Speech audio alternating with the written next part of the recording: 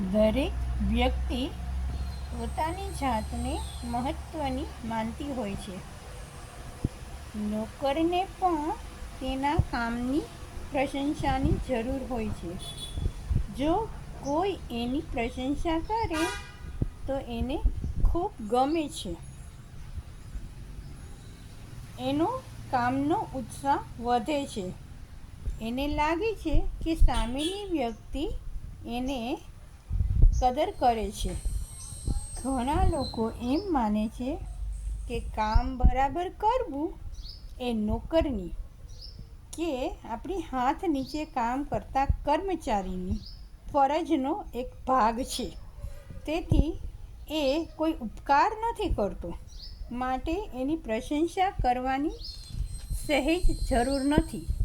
પરંતુ આ ધારણા ખોટી છે. સામાન્ય માણસને પણ પોતાના કામની કદરદાની ગમે છે.